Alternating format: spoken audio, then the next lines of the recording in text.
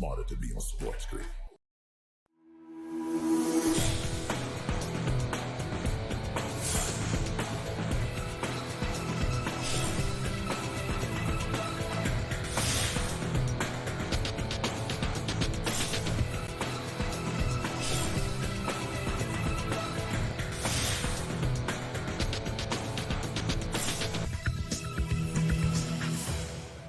Good morning. Welcome to NewsWire on SportsGrid. Craig Mish back with you here in the house on what is going to be a very busy day for us here on the show. In fact, so much news and so little time to cover it. The NFL has its free agency period open, and it feels like it's almost over. In 24 hours, almost everybody is signed. So we'll get down to that and get to the very latest here on the show. We also have Gilbert McGregor with the latest in the National Football League. Our Mike Mazzeo from Legal Sports Report breaks down the first day online sports betting in North Carolina. And if you're ready for another PGA golf tournament preview this week, you're in luck. Brady Kannon, who's been fantastic with his information and picks, is going to give us out a few coming up in about 40 minutes from now. Those are just some of the things that we're covering for you here on NewsWire. And we'll get to the NFL in just a minute. That's where I thought we were going to begin here on the show today, but we're not. We're going to start off with the injury saga now that has become with the New York Yankees over the last 24 hours. A lot of concern for the right arm of Garrett Cole. And now we've already shifted to the oblique of Aaron Judge, who had an MRI, according to reporters who are covering the team in Florida. And Judge has an oblique issue. Judge says he's hoping to be ready for opening day. A couple of days ago, they said that Judge was just going to take a couple of days off. It's going to be a lot more than a couple. It'll be surprising to see him if he's in the Yankees lineup, basically the rest of the month here. And so there's certainly a chance now they could be without Cole and Judge to open up the 2024 season. Not that anybody's hoping for that, but with no more information on Cole and the MRI that he had and very limited information outside of the now oblique issue with Judge, you have to wonder what the Yankees are potentially going to or not do, as the start of the season is just a couple of weeks away. So that's where we're going to start there with the Yankees and their injuries. Okay, now over to the NFL. We'll try to rapid fire as many of these signings as we possibly can. The biggest one, of course, is the quarterback. Kirk Cousins, after our show yesterday, decided that he is going to take the ball to Atlanta, 4-year deal with the Falcons, $180 million, $45 million per season, and the guaranteed money is $100 million for Kirk Cousins as he gets to play now with some very talented offensive players, wide receivers, and running backs in Atlanta. They thought that that was the key to success. We're going to find out. Another quarterback is on the move again. It is Gardner Minshew, third team in 3 years. He signs with the Las Vegas Raiders, did a pretty good job filling in last year for Anthony Richardson. 2 years, $25 million, $15 million guaranteed. He'll compete with Aiden O'Connell, at least for the time being, going into the season with the Raiders. Saquon Barkley is going to make Giants fans very miserable in the future. He signs with the Philadelphia Eagles, same division, 3 years, $37.75 million, $26 million guaranteed. The surprise of yesterday in NFL free agency had to be Josh Jacobs signing on with the Green Bay Packers, as they already had Aaron Jones and A.J. Dillon. Jones was then released and signed today with someone else. I'll tell you about that in a minute. Jacobs, 4 years, $48 million with Green Bay. How do the Giants replace Saquon Barkley, at least temporarily? It is with Devin Singletary. He signs on for a 3-year, $16.5 million contract worth up to $19.5 million. The Jacksonville Jaguars try to get better at wide receiver. Gabe Davis worked out a little bit, I guess you could say, in Buffalo. Boy, the Jaguars are counting on him. 3 years, $39 million he signs with Jacksonville, and Calvin Ridley will leave now through free agency. The Panthers tagged Brian Burns, franchise tagged him, and then sent him to the Giants, so they don't want to pay him. 2nd and 5th round picks. Burns signs a 5-year deal, $150 million. Panthers probably going through a little bit of a rebuild here. Makes sense there. The Dolphins couldn't work out a contract with Christian Wilkins, their great defensive lineman. The Raiders said, thank you very much. They're going to pair him with Max Crosby on the line. 4 years, $110 million, 84.75. Don't want to cheat him out of some money. Guaranteed contract there. Eagles weren't done yesterday with their moves. They also signed Bryce Huff away from the New York Jets. 3 years, $51 million. Fletcher Cox retired, so there's where that money is going. And Xavier McKinney from the Giants signs with the Packers, 4 years, $68 million contract there. Now, as far as moves that happened today, this morning we learned the next destination for Aaron Jones, who was let go after Saquon Barkley came to town very quickly. He is out. So right now, as it would appear, Josh Jacobs comes to town. So many players, hard to keep track. Jones signs with the Vikings, stays in the division, goes from Green Bay to Minnesota. Joe Mixon was released by the Bengals. Zach Moss is now their new starting running back, 2 years, $8 million. Texans rookie defensive end Dylan Horton announced that he had stage 4 cancer during the season and is in remission. So hopefully good news for him in the future. Certainly not to learn about this so late after the offseason, but good news in remission. Patriots also let go of Devontae Parker. He was released on Wednesday, statistically speaking, and from advanced metrics, not one of the better wide receivers in the NFL. Really good as a Miami Dolphin for a couple of years, but not so much as a member of the New England Patriots. All right, college basketball. We got games in about 25 minutes getting ready to start. Top 25 poll came out yesterday, last one before the NCAA tournament.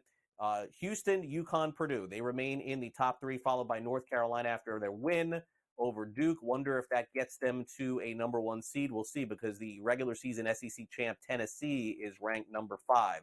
Kansas Stars, Hunter Dickerson and Kevin McCullough Jr. won't play in the Big 12 tournament due to injuries.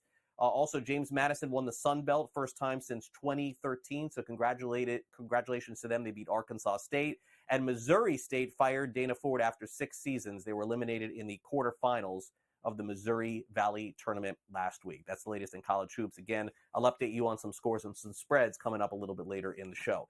In baseball, Tyler Glasnow gets the start. Little bit of a surprise overseas. It's not Yamamoto. It is Glasnow starting the first game of their season against San Diego. Lucas Giolito going to undergo right elbow surgery. $19.5 million paid this season, and he ain't going to play. How about that? Darryl Strawberry, some scary news here. Former, of course, great member of the New York Mets, 1986 World Series champion, recovering from a heart attack. He turned 62 on Tuesday. He had a stent procedure. It brought his heart to total restoration. So good news for Straw there. Scotty Scheffler is paired with Ricky Fowler and Justin Thomas for the first 2 rounds in Jacksonville at the Players Championship. Really cool and really big PGA Tour event going on this week as well. In the NBA, Tyrese Maxey has cleared concussion protocol. He'll play tonight against the Knicks. OG Anunoby is listed as questionable in that same game. Luka Doncic has that crazy streak of 30-point triple-doubles going on. It ended against the Chicago Bulls. And Rockets center Alperen Sengun had ankle surgery and a bruised knee after an MRI. He will not have surgery. He has an ankle sprain and a bruised knee. It will not require surgery. Thought it did. Okay, so there you go.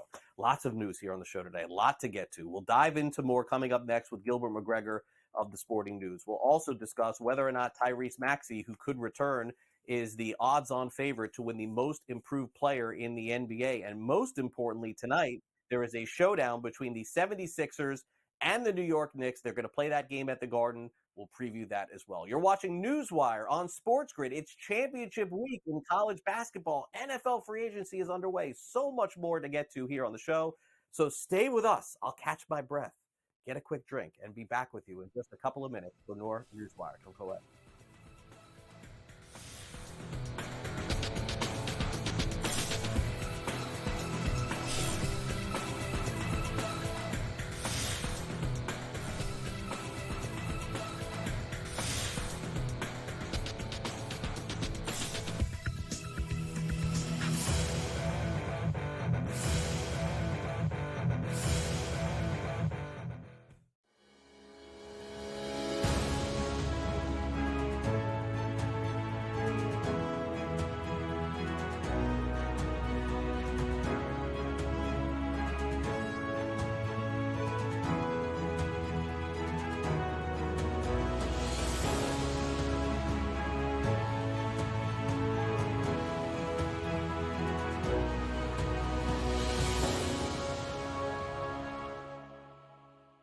The Bostonian versus the Book. In the Big Ten, it's the same thing. No offense to you guys. This feels like the Penn State rule. This feels like... This is the guaranteed Penn State to get in. We need to find a way to let them in because they can't beat Michigan. They can't beat Ohio State. But if we make them a third... They get in. This is the Penn State rule. Be better than the West half. Yep. And that 1 year that Lightning in a Bottle catches on the West half, we'll let them in too because they'll bring people. The Bostonian versus the Book. The books are treating the Celtics 4 points better at minimum than maybe every single team in the NBA. And so far, I believe they've covered every game since the break. The Celtics' strict goal here, anything less than a finals appearance and a finals championship is going to be a failure for the Celtics. They got all the pressure in the world across the board here. Game time decisions only on SportsGrid. Laying points on the road in college basketball is an absolute landmine. I would not do it. I won't do it the rest of the year. I'm done doing that because it just consistently loses. I mean, 3 possessions in a 9-point game in which the opposition now is the clock, not the actual team you're facing, right? Right. And these guys are taking up shots. I mean, it's just like, that's why it's the NBA. In-game live, prime time, only on SportsGrid.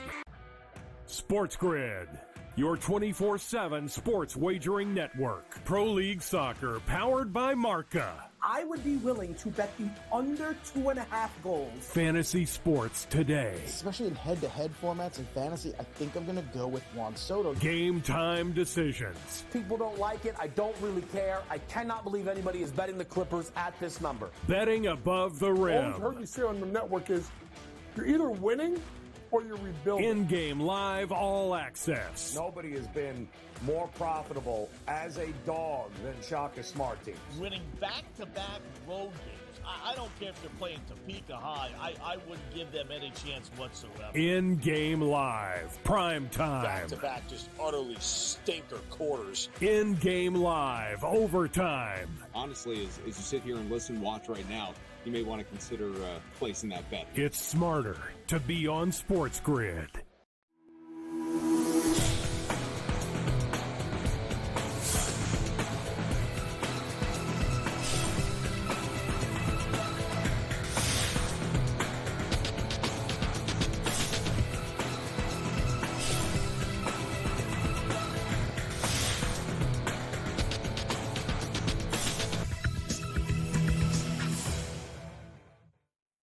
Welcome back to NewsWire here on SportsGrid. Time to dive into the latest in the NBA. We're going to bring in Gilbert McGregor from Sporting News. Just a quick note here from the NFL, though, before we do. Jameis Winston, quarterback, has a new destination. He has signed with the Cleveland Browns, or at least the deal is close, 1 year, approximately $8 million.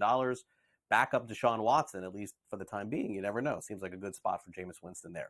All right, good spot for Gilbert McGregor. We bring him on. Knicks 76ers tonight. We'll preview that game and discuss some odds as well. Hey, Gilbert, great to have you back here on NewsWire as we get closer to the NBA playoffs. And, you know, certainly as I've talked about here a ton, Gilbert, on the show, is that we're really at that stage of the season where, you know, these point spreads in these games, you got to really check who's playing now this time of the year, because as we get toward the playoffs, teams want to make sure they're 100% going in. Absolutely. Those bumps and bruises really add up over the marathon of an 82-game season, regardless of what the league tries to impose with minimum game requirements to win awards. And it definitely impacts the way games look, especially with a month left in the season. Yeah, let's start off with Tyrese Maxey, cleared concussion protocol. And this is a player that's really been the key to any success that the 76ers have had. And it hasn't been a ton without Joel Embiid, but he's the odds-on favorite right now to win the NBA's most improved player. In fact, Gilbert, he's minus 210 over on the FanDuel Sportsbook. You know, Craig, it's interesting you talk about Tyrese Maxey and the leap that he's made this year, and honestly the spirit of the most improved player award. James Harden leaves, and it really opens the door for him to take on a bigger role. We saw signs of it throughout the early stages of his career.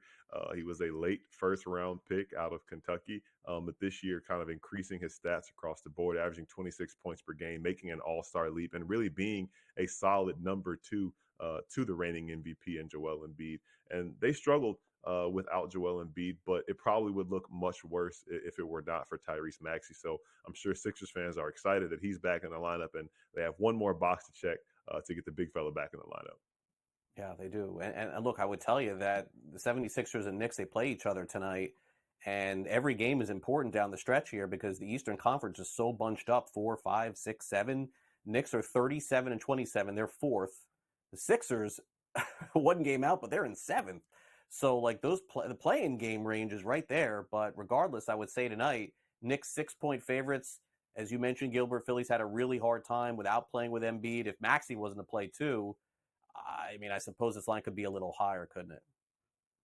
Absolutely. And it's interesting. These two teams just played on Sunday. It's a rare back-to-back games between the same team, both on national television. And Sunday's game was a rock fight. Looked like a 1980s, 1990s game. Final score of 79-73, which makes that over/under look interesting to me because I'm curious to see if these two teams will struggle that much offensively 2 games in a row. Getting Tyrese Maxey back in the lineup, I think, will also mean we could see some big nights from both point guards, the all-star point guard matchup between Maxey and Jalen Brunson. So that stands out to me. And you mentioned the standings. I think the Sixers team really does need to be careful to avoid falling into that play-in tournament range. They're 7-11 since Joel Embiid's injury. So getting Maxey back for this final stretch of the season and potentially getting Joel Embiid back at the end of March means all of these games are super important for them because I know they don't want to be in the play-in tournament. Yeah, no, nobody wants to be there because, again, you never know what can happen. You could get knocked out. Being one of the top seeds or one of the bottom ones could get, bumped all the way to the front. We'll see. All right, now, this is something that the NBA obviously is taking more seriously than I thought they would. Rudy Gobert, who the other day basically was just had it with the refs, makes like that Johnny Manziel money thing, like as if Scott Foster, the referee, was involved in it. And how about this? The NBA fines him $100,000, Gilbert. Like, that's a lot of money for something non-physical, isn't it?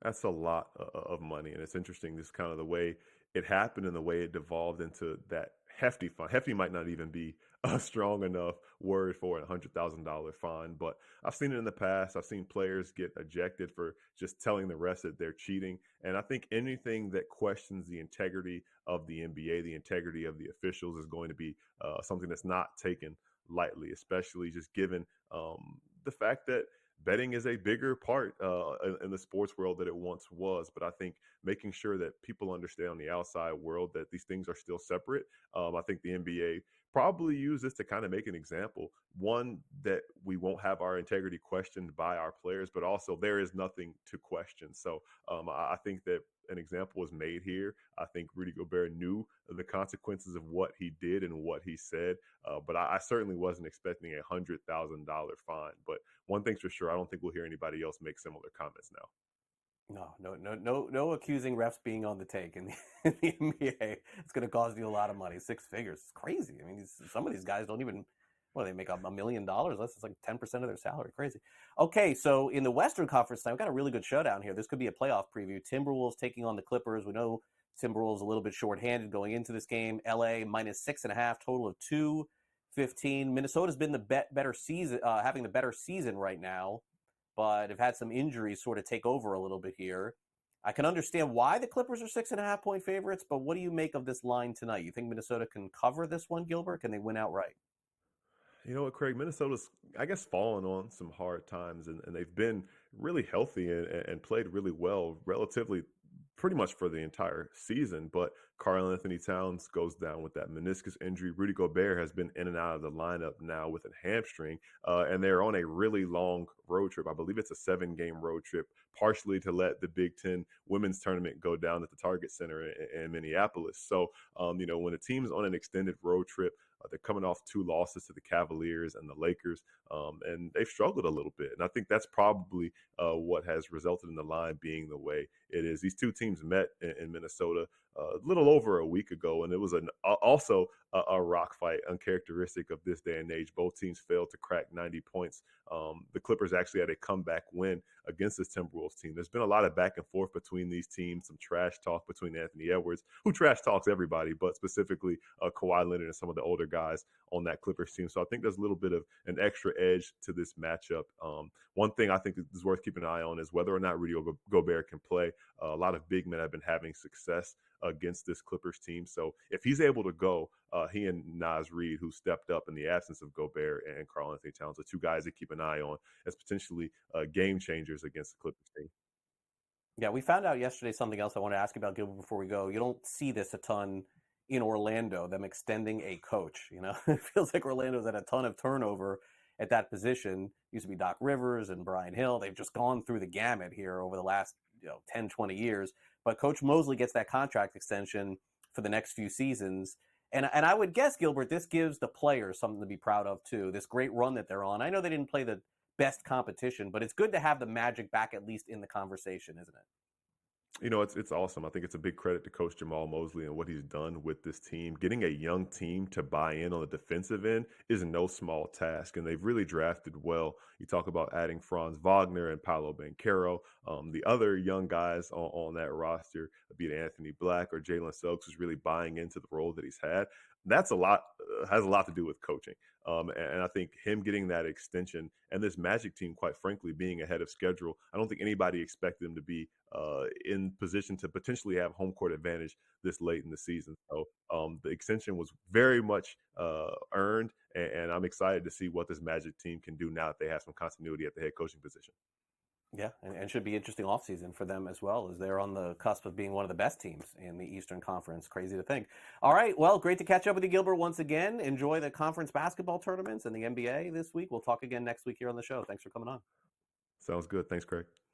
All right, Gilbert McGregor with us on the show. Now, coming up next, sports betting in North Carolina went online officially yesterday, and so we're going to get all of the details as to how things potentially look. There are some rules in place, too, that may differ for some other states. So Mike Mazzeo is going to be with us to tell us all about what those are specifically, up next here on NewsWire. So stay with us here on SportsGrid as we return with our guest contributor from Legal Sports Report. Don't go away.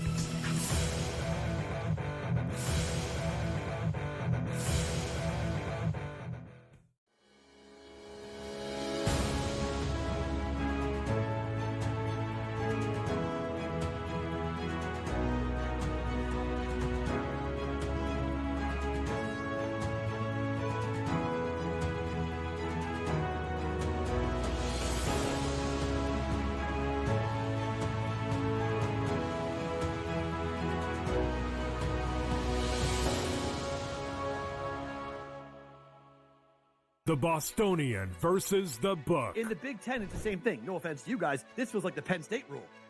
This feels like this is the guaranteed Penn State to get in. We need to find a way to let them in because they can't beat Michigan. They can't beat Ohio State. But if we make them a third, they get in.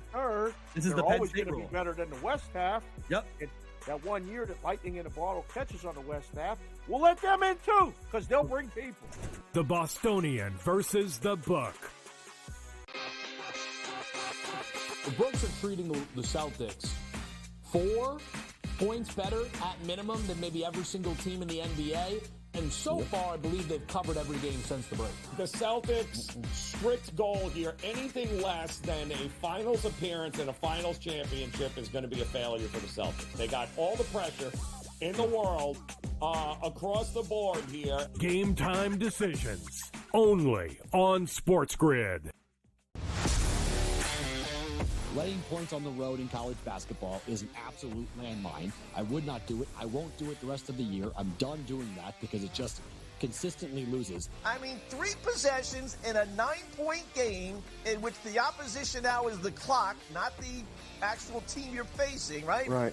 And these guys are taking up shots. I mean, it's just like, that's why it's the NBA. In-game live, prime time, only on SportsGrid. SportsGrid, your 24/7 sports wagering network. Pro League Soccer, powered by Marca. I would be willing to bet the under 2.5 goals. Fantasy sports today. Especially in head-to-head formats in fantasy, I think I'm going to go with Juan Soto. Game time decisions. People don't like it. I don't really care. I cannot believe anybody is betting the Clippers at this number. Betting above the rim. All I've heard you say on the network is you're either winning or you're rebuilding. In-game live, all access. Nobody has been more profitable as a dog than Shaka Smart teams. Winning back-to-back road games. I don't care if they're playing Topeka High. I wouldn't give them any chance whatsoever. In-game live, prime time. Back-to-back, just utterly stinker quarters. In-game live, overtime. Honestly, as you sit here and watch right now, you may want to consider placing that bet. It's smarter to be on SportsGrid.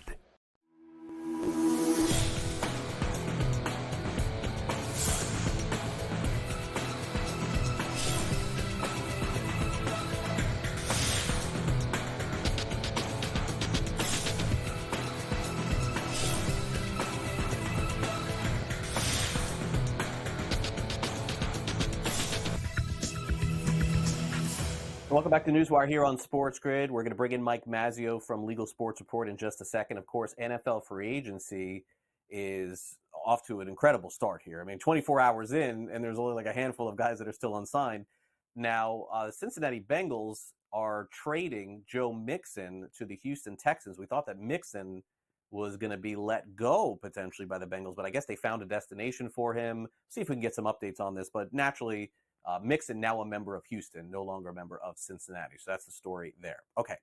Now, the story in North Carolina is we've got the NCAA tournament getting ready to start next week. We got the conference tournaments going on right now. And amidst it all, for those people who live there, you can now download any app that you want, more or less, and bet on sports. Let's get the latest on that with Mike Mazzeo. As Mike, a landmark day in North Carolina as this becomes official. But I think the more compelling story here is every state sort of handles things the way that they want to. And I know North Carolina is going to have some different rules in place than maybe some other states. So thank you for coming on the show, and I'd love to know what those are. Yeah, Craig. So North Carolina, like you said, launched today. Great day for the Tar Heel State with March Madness on deck. Phenomenal launch. Eric Ramsey, our analyst, projecting $7 billion in handle there. First year, $65 million in taxes for the state. I think like $600 million in operator revenue. So, you know, big numbers again for a top 10 market, I believe, in the U.S. And so we know that they're crazy about college basketball. But yeah, they have, you know, their pro sports teams have some sportsbook partnerships.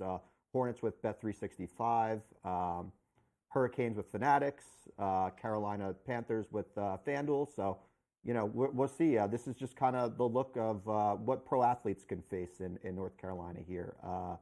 You know, NBA has where they can bet, right? We'll talk about Rudy Gobert in a second. They have, you know, the rules where players can have a small stake in betting companies. The NHL transparency, you know, on Shane Pinto has not been that high. So we'll see. Obviously, hopefully, you know, no players get in trouble, but, you know, just in case a Hurricane player does, you know, get a gambling violation, we'll see how transparent the NHL is with that. And then obviously in the NFL, you know, you can't gamble at work. Players with the Panthers now know, like, you know, if you're on that practice facility, you're on the team charter plane or bus, or, you know, in the team hotel preparing for a game on a Saturday, you know, you cannot be on your app. And so we saw that, obviously, if you're suspended for that, it was a 6 game. It came down to 2. Calais Campbell of the NFLPA wants that to change. And he feels the rules are outdated. And I think a lot of people would say that, you know, especially when it comes to gambling at work versus in the parking lot where the, you know, geolocation fencing wouldn't be there and you can make the bet and you're perfectly fine, safe, and legal. So we'll see if that changes. But yeah, a lot there. Obviously, we saw, you know, Greg Olson bet on Bubba Wallace. I think that was the first bet to win the NASCAR championship. We saw the governor of North Carolina come out and ceremonial first bet on the Carolina Hurricanes to win the Stanley Cup. So, you know, busy day in North Carolina, expecting big things for the state. Hopefully, you know, Catena Media did well there, and you guys as well. You know, the gambling industry continues to thrive, and now we're kind of, you know, we don't know what's next in terms of, you know, who's going to legalize. We know there's still some efforts being made in Georgia. I believe there's a hearing today. Pat Evans will be on that for us. So, you know, we'll see what's next, but great to see North Carolina launch and get off to a great start here. Yeah, there's no question that this is going to be, I think, one of the key states to follow because it's not at the top and it's not at the bottom as far as like population, but definitely one of those middle states that if they have success, maybe this could spurn a little bit further south with some of these states that can't get this going. Okay, so this is the key story going on right now as far as like the drama is concerned and suspicious betting is concerned. And I saw this percolating on social media last week about Temple basketball and a point spread that changed significantly on a lot of the sports books between a game between Temple and UAB.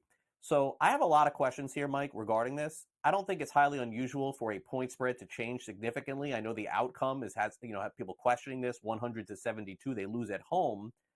But I guess the number one question, Mike, I don't know if you have the answer to this, was this the allegations that are being made here on the suspicious activity? Is this the sports books telling Integrity that this is happening? Because aren't they the one that changed the lines, right? Like, so aren't they the ones that somehow get alerted to begin with, or am I crazy here?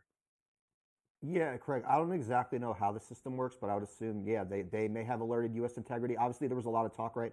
I think VSiN had a segment on this before U.S. Integrity even came out and said they were investigating, right? They said, you know, between an hour, it went from like -2 to -8, which is like a pretty eye-popping line.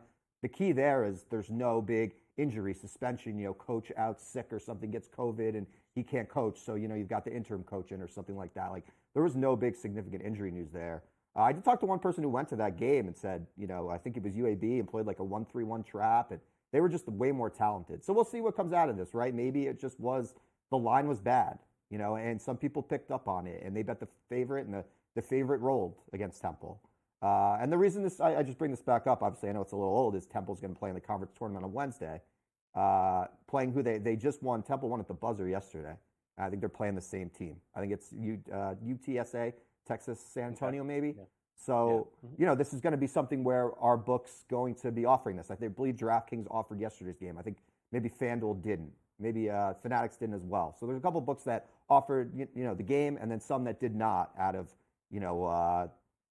just being overcautious, right? Just in case there is some nefarious activity going on. This is something, as you know, Craig, pro sports cannot afford, right? We'll talk about Rudy Gobert. It's something that no team, whether it's point shaving or, a referee making a call for sports betting reasons, that Tim Donaghy scandal, obviously the NBA is sensitive to. So, we'll be following this story, and hopefully there's nothing here. Hopefully U.S. Integrity finds, hey, some sharp bettors, made some really good bets, and then the line moves significantly because there was heavy action in on UAB, and then we'll see where it goes. But obviously, if there is nefarious activity, and we know this isn't the first Temple game they've investigated, then you've got a huge problem on your hands.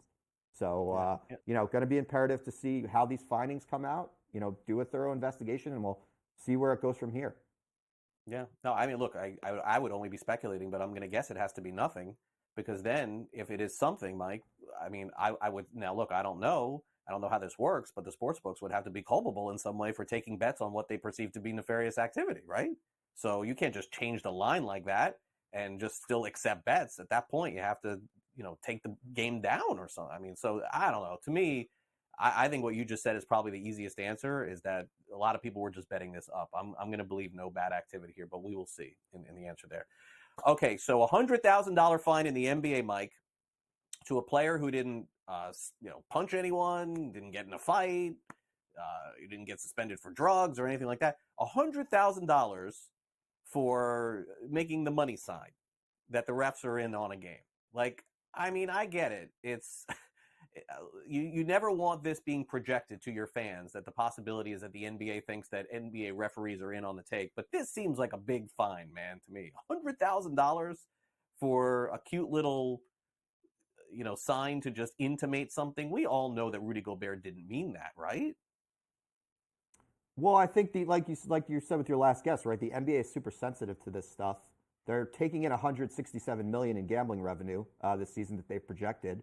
That's a huge number, and they want to make sure people aren't saying their games are scripted. Well, they probably are anyway, but they want to make sure that perception is maybe reality, and the integrity is the most important thing. And then it comes back to the argument of, should these teams be taking the gambling money, or can these sports books operate separately? Obviously, the teams and the leagues have decided that they're going to take the money, and so therefore, you've got to be cautious and sensitive with this stuff. And given the Tim Donaghy scandal, I'm sure that the NBA is sensitive, doesn't want players saying this kind of stuff, and so $100,000. I mean, for Rudy Gobert, he makes $41 million, so I don't know how much of a hit it's going to be for his pocket, but right. $100,000 is, for most people, it's a lot of money, a salary for a lot of people, full year salary. So yeah, it's a pretty significant fine, like you said, because he didn't get in a fight, and we'll see, where it goes. I mean, it's a huge number. The NBA is going to want to crack down on any other player saying this. We know Gobert has a history of criticizing refs. We saw what he did during COVID. So he maybe is not the best person, if this is happening, to speak on it. You hope it's not. But certainly wouldn't be surprising, given how prevalent gambling is just in front of everyone's face. Not to say it wasn't happening before, but if there could be a scandal down the road, you hope there's no point shaving, or even, again, with in-play betting being big, all it takes is one player to maybe miss the first shot of the game and could make somebody big money, or make the first shot of the game. So, yeah, I mean, there's a lot here. And, this is a story that's not going away. So we'll be following it. You guys will be as well. And, we'll see if Rudy Gobert keeps his mouth shut on this issue, or maybe he goes back for more. Who knows? Because $41 million, I mean, $100,000 to him, relatively speaking, is not that much money.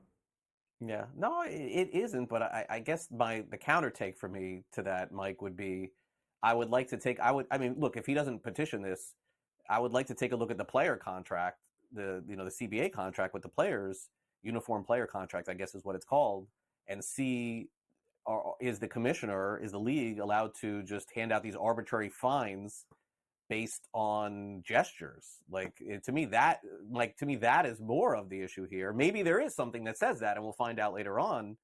But who's to stop somebody from just putting their hair in their hand in their hair? I mean, what's that? $50,000 fine? Look, I get the premise of it. They don't want the optics of this being out there, but I never want to side with Gilbert, Mike, is basically what I'm trying to say. But I have to do it here. I think it's too much money. Yeah, and I think what the thing was, Craig, too, is he doubled down in the locker room and said, I know betting's here, but this really shouldn't happen. And I obviously intimated that, the refs were being influenced by sports betting. I mean, that's really, not only is it the gesture on the court, then it's the comments, in the locker room to reporters. So I guess he kind of doubled down. And so he gets the fine, and the NBA saying to its players, you can't make allegations unless you were super strong. I mean, you could make the allegations, but, we'll see where this goes, I guess. Yeah, I'd like to see in the player contract where it says that if you make allegations against gambling against a ref, that we're going to fine you $100,000. Indeed, if it says that, I got nothing to say. Story closed. But I'd like to see that. Anyway, Mike, thanks for coming on NewsWire. Have a great rest of your week. We'll see you next week here on the show. Thanks, Craig. All right, Mike Mazzeo with us. We preview the Players' Championship next.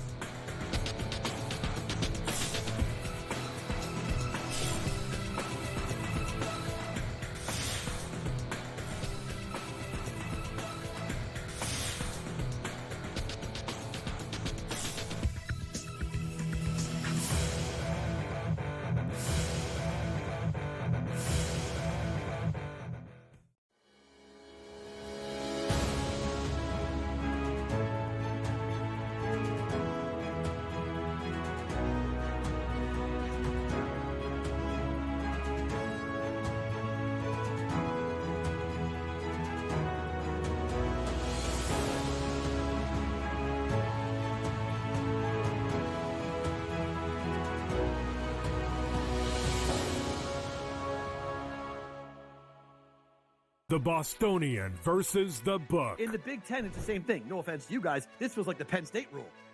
This feels like this is the guaranteed Penn State to get in. We need to find a way to let them in because they can't beat Michigan. They can't beat Ohio State. But if we make them a third, they get in. Third, this is the Penn always State going to rule. be better than the West half. Yep. That 1 year that Lightning in a Bottle catches on the West half, we'll let them in too because they'll bring people. The Bostonian versus the book. The books are treating the Celtics 4 points better at minimum than maybe every single team in the NBA. And so far, I believe they've covered every game since the break. The Celtics' strict goal here, anything less than a finals appearance and a finals championship is going to be a failure for the Celtics. They got all the pressure in the world across the board here. Game time decisions only on SportsGrid.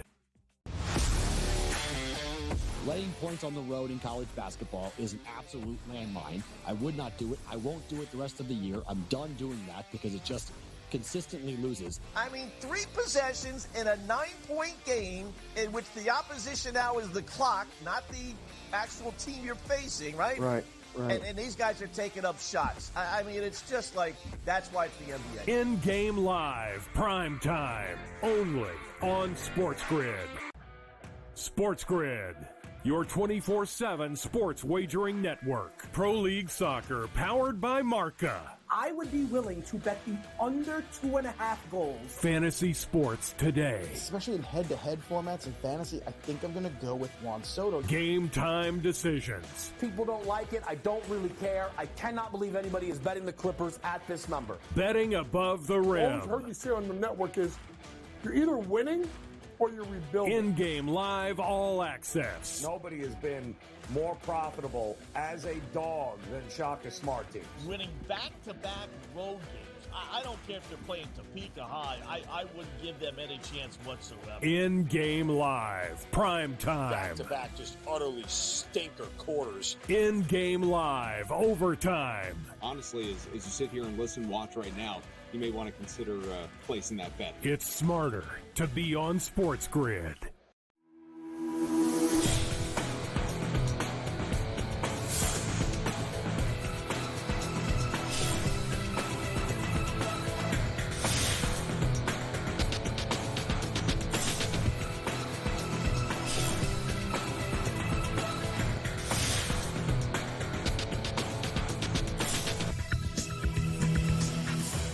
Many people call this week's Players' Championship the fifth major. It is a very big golf tournament on the PGA Tour, which means that there's a lot of options in the sports wagering universe on those. In fact, we're going to see some of the biggest names playing with a lot of money at stake.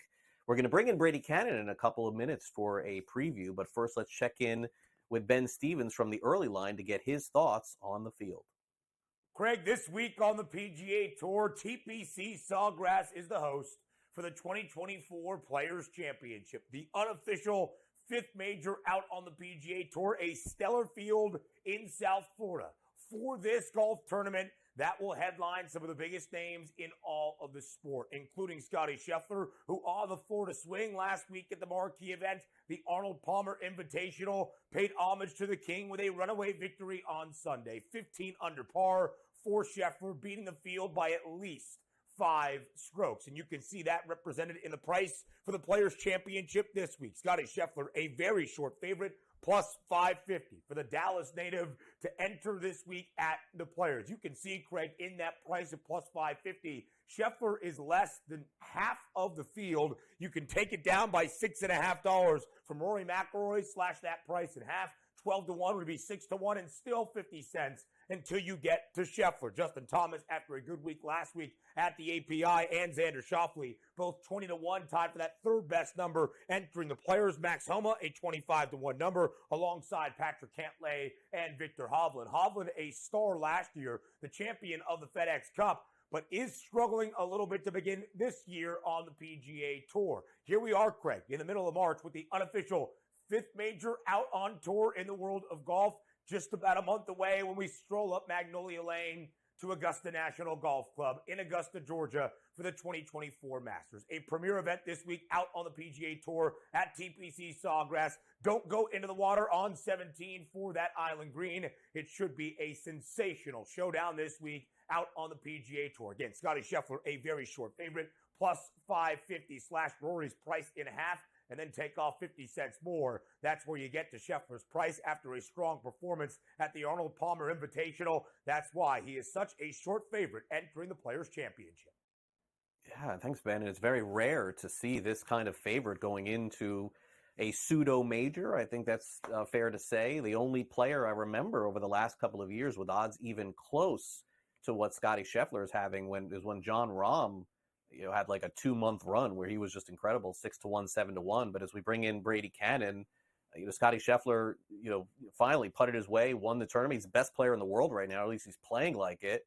And he's going to open up as a pretty heavy favorite to win the Players' Championship. But I mean, I guess it's worth it because nobody is playing as well as him. And the way he closed out that tournament, by the way, last week, I mean, he was within a stroke or two of a lot of different players and really pushed his way to win that championship last week. Yeah, he was so impressive, Craig. He absolutely ran away with it on Sunday. And thankfully, I caught on to it pretty quickly. I think it was after about 4 holes, I jumped on him in game and was able to recoup a little money for Bay Hill, which was otherwise not a very successful tournament for me. Just such a brutal golf course. And Scheffler really brought it to its knees on Sunday.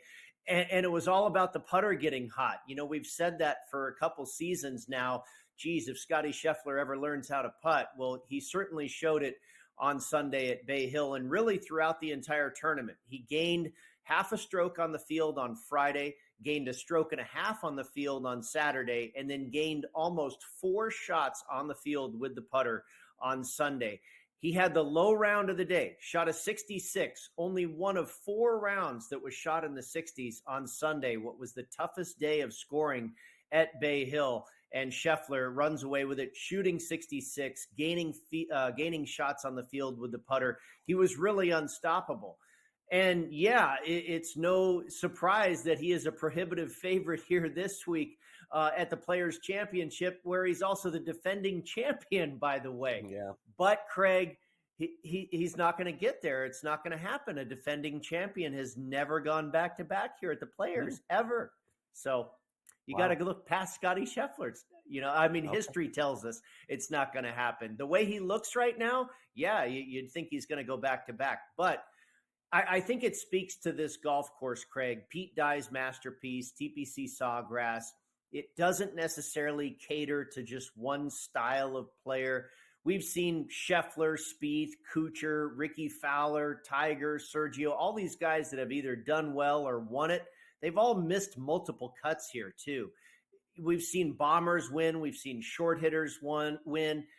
That's why they call it the fifth major, not only because of the field, but I think the golf course requires not just one skill set that stands out, but a little bit of everything. And that's why you get very volatile results here. And that's why we've probably never had a defending champion go back to back. Yeah, well, Brady just gave us a gift there on social media. If indeed Scheffler does win the championship this week, it's not going to happen. Yeah. Gotta tell our social media team, go grab that one for Brady next week. We'll see. All right, so let's take a look at the odds here. By the way, it's no fun to bet the favorite in golf, honestly. But beyond Scotty, everybody else is bettable here. 12-1 for Rory McIlroy, 12-1 or 20-1 for Justin Thomas. The pairings, they're all together too. So I wonder how that will take their game up this weekend. Xander's 20-1, Max Homa 25-1, Cantlay 25-1, Victor Hovland 25-1 as well. Did you take anyone on this list outright? I did. I took Xander Schauffele, and I went down a little bit deeper and took Max Homa as well. Those were the two shorter shots that I landed on, and I was able to get Schauffele at 25-1. He's been off to a great start this year. He's got a 10th place finish, a 9th place finish, a 3rd, and a 4th. He fell off a little bit last week and finished 25th at Bay Hill, but he's played really well so far this season. His debut at the Players' Championship, he finished runner-up, and then he was 19th last year.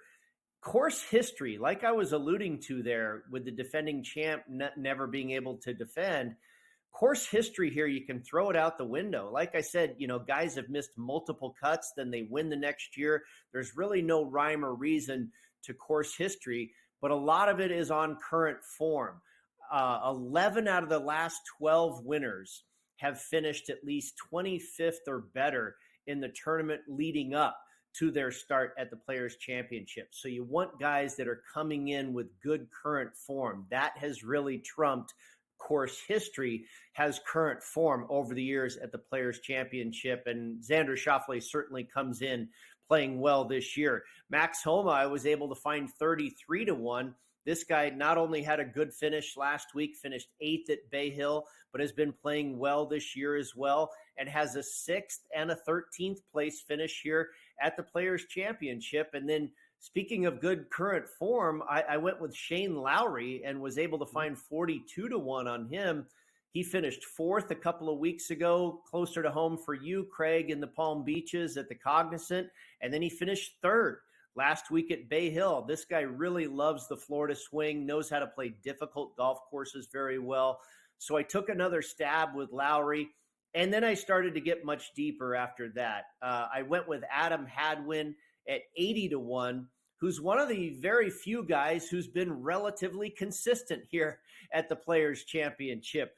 In the last few years, Hadwin has finished, 13th, 9th, and 29th in the last 3 years. So I guess that means he's due to miss a cut. But I like the way Hadwin has played at the Players and also has a couple of top 10 finishes so far this season. I also went, and I forgot, I went with one other relatively shorter shot, Russell Henley at 40-1, comes off of a 4th place finish at Bay Hill. We talk about course history not mattering much, but history at correlated courses. There's a lot of courses that have a lot of connection to TPC Sawgrass, and maybe the strongest is Sedgefield Country Club, where they play the Wyndham. We've seen Siwoo Kim and Webb Simpson win at both the Wyndham and at TPC, and also Russell Henley has 4 top 10 finishes at the Wyndham and has played well here at TPC Sawgrass with 3 top 20 finishes as well. And I mentioned last week finishing 4th at Bay Hill. I went with Hadwin at 80-1, and then 3 triple-digit bombs. Brendan Todd, who played really well last week, I took him at 100-1. Alex Noren, who played really well a couple weeks ago in the Palm Beaches, had a top 10 there at the Cognizant, took him at 125-1. And then Andrew Putnam, who in 4 attempts has missed the cut 4 times at the Players' Championship. Maybe he is due for a good finish. Got him at 125-1. Played really well last week at Bay Hill with a top 10 finish. And the guy has really started to come around in the last couple of years, and he's off to a good start this season. So took him, all these guys I took for top 20 finishes as well. And obviously with Noren and Putnam and Todd kind of banking a little bit more on a top 20 than an outright win. But you never know. This tournament has produced some wild results in the past as well. Yeah, no, I think so. I think the part of this, I guess I don't have these odds in front of me, and I know that you probably know more about these than me. So let's go through the top 20 finishes here for a minute. Xander, I'm going to guess, is minus money. Are the rest of these plus? Homa, Henley, Lowry, and beyond? Do we get plus money on any of these?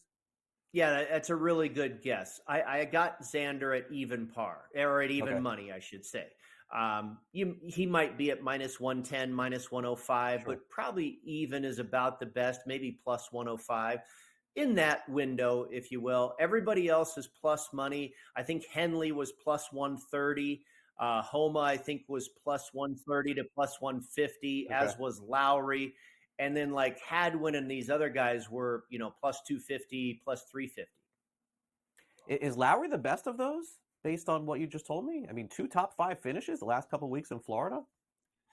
I love the way he's going. I didn't necessarily think Bay Hill was perfect for his game. He's really done well on Pete Dye courses. He did well at Kiowa in South Carolina when they had the PGA Championship there. That's another Pete Dye design. And he's done really well on shorter Pete Dye designs. And that's why I didn't necessarily think Bay Hill was going to suit his game and being a longer course. TPC Sawgrass is not incredibly long. It's just under 7,300 yards. And Lowry's done very well here in the past. A couple of years ago, had an 8th place finish, a couple of other top 20 finishes in his career. I think he really loves the Florida swing. Of course, he lives there now. He plays difficult golf courses well. So, yeah, Shane made a lot of sense to me this week, and he came up pretty high when I crunched all the stats.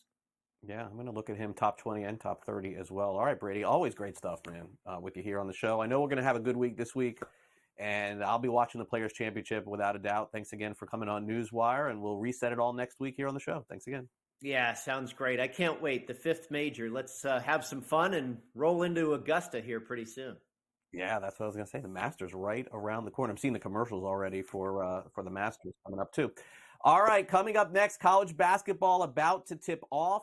In fact, one game's already tipped off in the NCAA. It is conference tournament week. Huge games tonight, including what is probably the biggest game on the board. We'll preview those next right here on NewsWire on SportsGrid. So we're back for our final timeout. 2 minutes. Stick with us.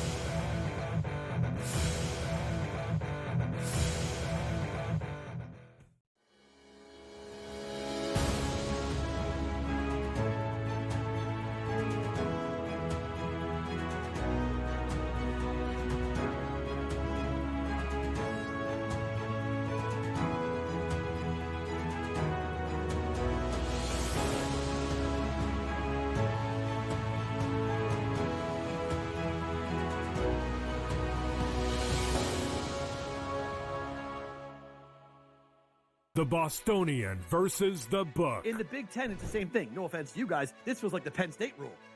This feels like this is the guaranteed Penn State to get in. We need to find a way to let them in because they can't beat Michigan. They can't beat Ohio State. But if we make them a third, they get in. Third, this is the Penn always State going to rule. be better than the West half. Yep. That 1 year that Lightning in a Bottle catches on the West half, we'll let them in too because they'll bring people. The Bostonian versus the book. The books are treating the Celtics 4 points better at minimum than maybe every single team in the NBA. And so far, I believe they've covered every game since the break. The Celtics' strict goal here, anything less than a finals appearance and a finals championship is going to be a failure for the Celtics. They got all the pressure in the world across the board here. Game time decisions only on SportsGrid.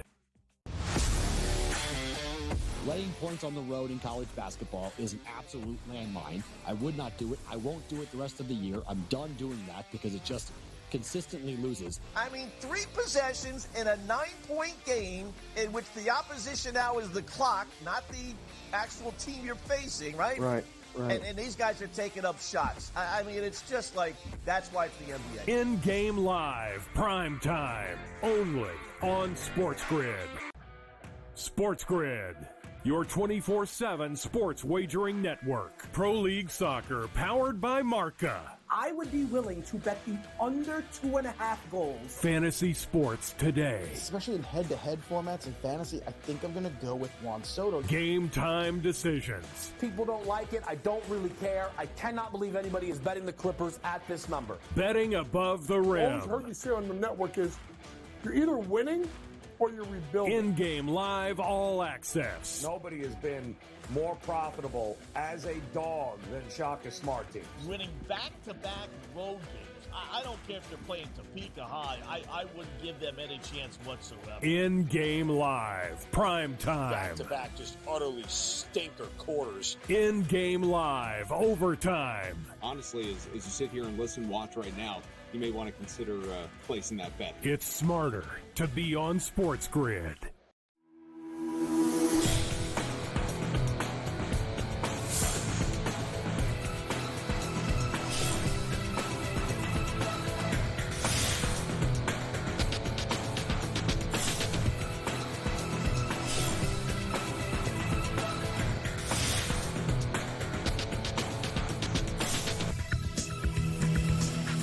Great thing about college basketball's championship week is we have games going on. In fact, on Coast to Coast today, 3 o'clock Eastern, live in-game betting, probably, I'm sure Carver and his friends doing some of that today, 3 o'clock Eastern, so make sure you tune into that. In fact, we got games underway already and other games to play. Davidson and Fordham, maybe not the prime game on the schedule, but that game is already underway, folks, so keep it right here. Early line coming up next, more on these games.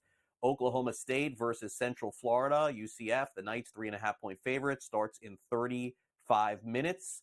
We've got the ACC game between Georgia Tech and Notre Dame.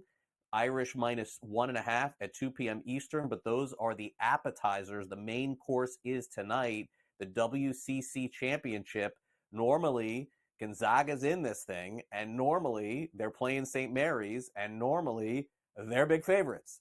But not tonight, because this is not the same Gonzaga team, and St. Mary's is a little bit better than what they've been in the past. So the Zags are just 3.5-point favorites tonight at 9 p.m. Eastern. We know St. Mary's already beat Gonzaga once this season, so I would expect this is going to be the best game in college basketball, and that tips off tonight at 9 p.m. Eastern, and we'll have that game and all the other college basketball games covered for you on In-Game Live, not to mention our live programming for the NCAA tournament each and every day, next Thursday, Friday, Saturday, and Sunday, beginning at noon on Thursday and Friday right here on SportsGrid. All right, that will do it for our show today. Thanks to Brady Kannon for coming on the show. And, of course, thanks to Gilbert McGregor as well as Mike Mazzeo. Those were our guests in the program, and Ben provided us a futures look at the odds.